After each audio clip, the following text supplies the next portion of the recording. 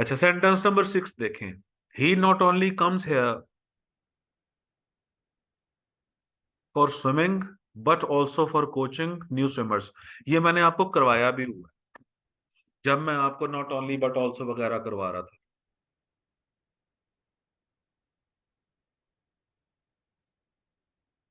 Balance नहीं है बेटे इसके अंदर। नॉट ओनली के बाद देखो क्या चीज है, कम्स, वर्ब है। और बट ऑल्सो के बाद देखो क्या है, for coaching new swimmers, phrase है। ही नॉट ओनली कम्स, वो ना सिर्फ आता है फॉर स्विमिंग, स्विमिंग के लिए, but also for coaching. Urdu में तो तर्जुमा चलता है, लेकिन ये सेंटेंस यूं होना चाहिए कि he comes here not only for swimming, not only के बाद एक phrase, but also for coaching, but also के बाद दूसरा फ्रेज। ये देखो, यहां नॉट ओनली के बाद अकेला वर्ब था, और बट ऑल्सो के बाद आगे फ्रेज था, फॉर कोचिंग न्यू स्विमर्स। ये फ्रेज। तो ही कम्स हेयर वो यहां आता है, आप इसको पहले बाहर निकाल दो ना, इस क्लॉज को, आपका जो मेन क्लॉज है उसको बाहर निकालो। फिर देखो, नॉट ओनली के बाद फॉर स्विमिंग एक फ्रेज, बट ऑल्सो के बाद फॉर कोचिंग दूसरा फ्रेज। नॉट ओनली, देखे सेंसिकली भी देखें पर्पस कैसे इसका हल होता है, सामने आता है कि नॉट ओनली के बाद फॉर स्विमिंग एक फ्रेज, और बट ऑल्सो के बाद फॉर कोचिंग दूसरा फ्रेज। देखो,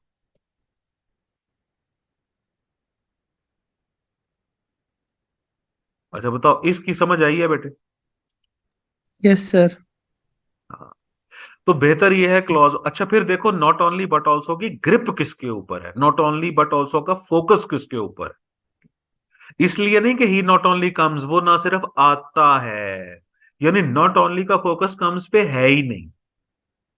नॉट ओनली का फोकस भी एक एक्टिविटी पे है, और बट ऑल्सो का फोकस दूसरी एक्टिविटी के ऊपर है। ही कम्स हेयर वो यहां पर आता है, दो पर्पसेस के लिए आता है, और उन दो पर्पसेस को दो फ्रेजेस के थ्रू यहां एक्सप्लेन किया गया है, not only for swimming but also for coaching. समझ लगी बात?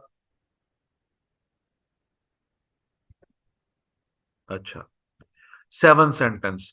The people who had been raising slogans against the government for many hours, they wanted increase in their salaries.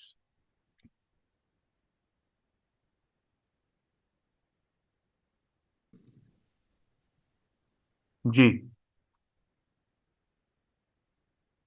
Sorry sir, call आ गई थी sir. ये वही दो दफा डबलिंग हो रही पीपल की। टेक्निकली समझाओ ना। देखो, डबल सब्जेक्ट्स हैं ये।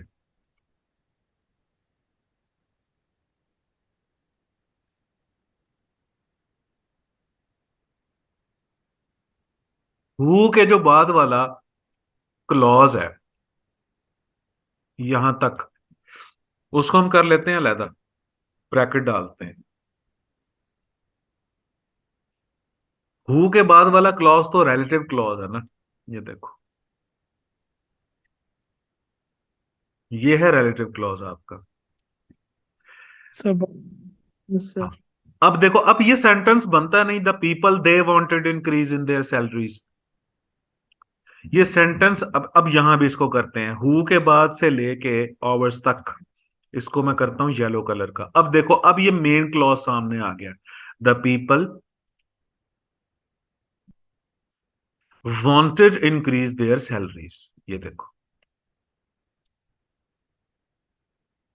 तो मेन क्लॉज इसका हो गया, the people wanted increase their salaries.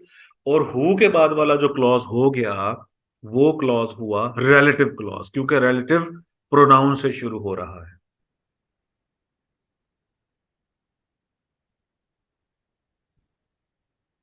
ये बेटे, ये समझ आई है बात सबको? सर आ गई। हाँ। आठवां सेंटेंस अब देखते हैं, बल्कि इसका करेक्ट में, चलो करेक्ट इसका भी सामने आ गया, चलें। In the accident one of my arms was broken. In the accident one of my arms was broken. One of my arms were broken and my legs bruised.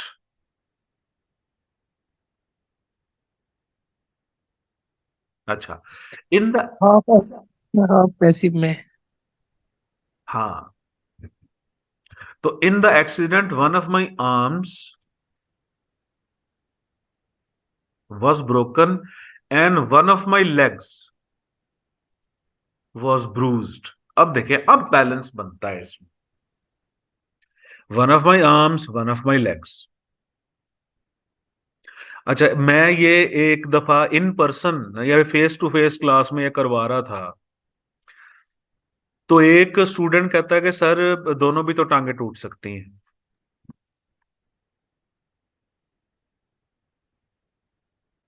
अच्छा, यूं अलबत्ता हो सकता है कि and my legs were bruised, ये ठीक है, चलें, इसको मैं लिख देता हूं, एक और करेक्ट करके लिख देता हूं। ये देखिए, इन the accident, comma, one of my arms was broken and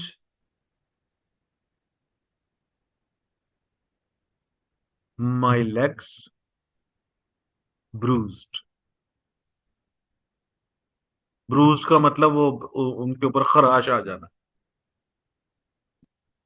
sir इसमें हम लेग्स के बाद फिर वर्क क्यों नहीं लगाएंगे, बिकॉज आर्म के बाद वॉज आ रहा है, ये तो लेग्स के बाद वर्ड नहीं आएगा। बिल्कुल बार आएगा, सॉरी मैं लगाना भूल गया। And my legs were bruised, अब ठीक है। आर्म्स वर ब्रोकन, ये एक पैसिव स्ट्रक्चर आ गया, और लेग्स वर ब्रूज्ड ये दूसरा पैसिव स्ट्रक्चर आ गया। ये आपकी बात ठीक है। अच्छा, यहां पर वन ऑफ माई आर्म्स और वन ऑफ माई लेग्स मैंने इसलिए लगाया था कि एक अच्छा पैरेलल स्ट्रक्चर बन जाए, लेकिन आप इन्फ्रेंस ये कर रहे हो कि एक उसका बाजू टूटा है और दोनों टांगों पे उसकी ब्रूज आए हैं। ठीक है, फिर आप सिर्फ बैलेंस जनरेट करो वॉज में और वर्ब में, वॉज में और वर्ब में।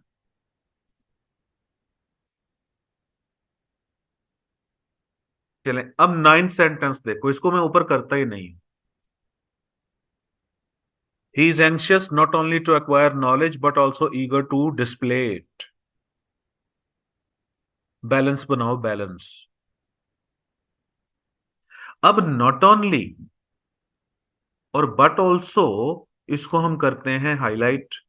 अब देखें, जैसे इस बेटी ने बैलेंस बनाया है, he is not only anxious to acquire knowledge but also eager to display it. Not only के बाद भी एजेक्टिव, और एजेक्टिव के बाद इन्फिनेटिव, और बट ऑल्सो के बाद भी एजेक्टिव, और एजेक्टिव के बाद इन्फिनेटिव। देखो,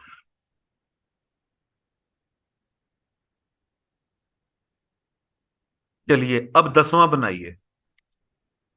people have and still do disagree on this matter.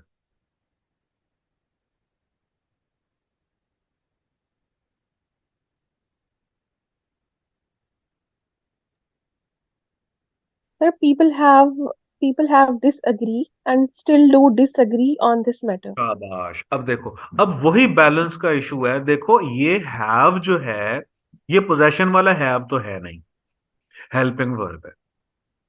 इस हेल्पिंग वर्ब की थर्ड फॉर्म किधर है?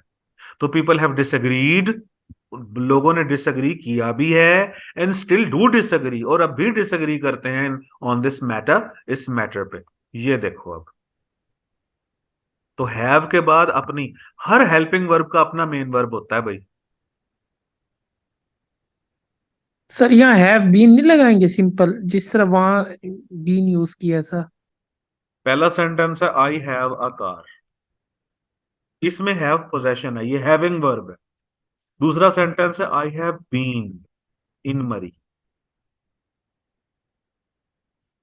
अच्छा, तीसरा सेंटेंस है आई हैव बीन रिसीव्ड। अब इन तीन फिक्रों को देखो, यहां हैव अकेला, यहां हैव के बाद बीन अकेला, बीन के बाद आगे कोई और वर्ब नहीं है, आगे एक फ्रेज है इन मरी का। आई हैव बीन इन मरी कह दो, आई हैव बीन हैप्पी कह दो, I have been in troubles कह दो, ठीक है। I have been in a trance कह दो, I have been in a sad mood कह दो, तो वहां पर बीन ही मेन वर्ब होगा। तो इस बीन का मतलब, ये बीन खुद मेन वर्ब है और इसका मतलब होता है रहना।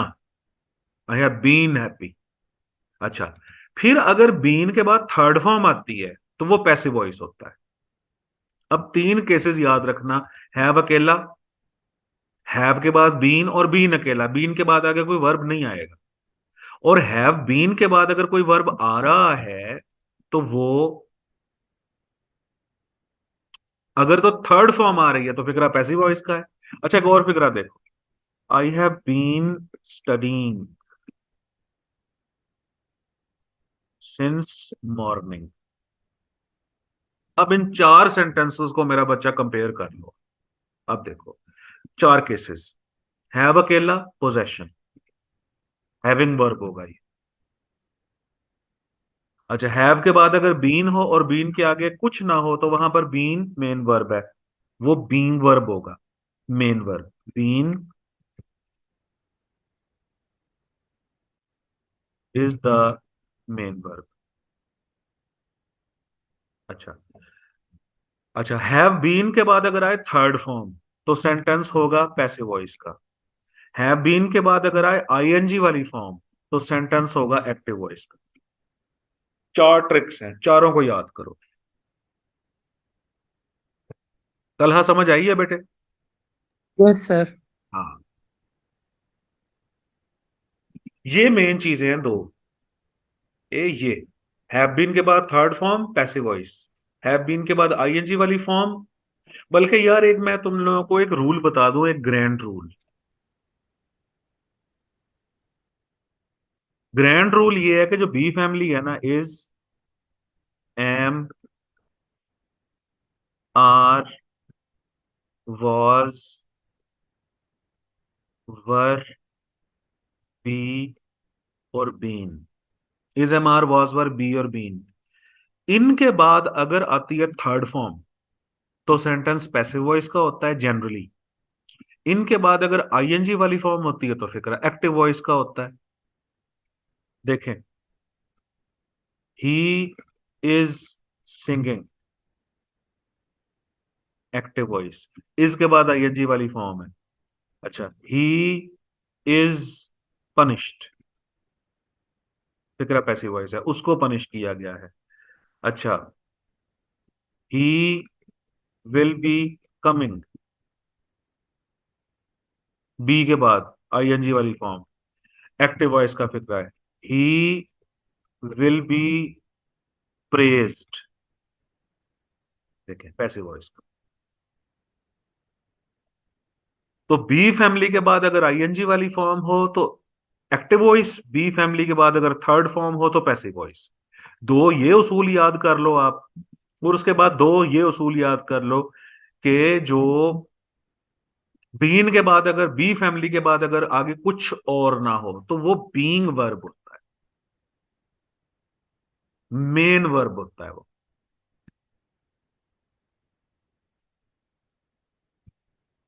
बेटे समझे? Yes sir.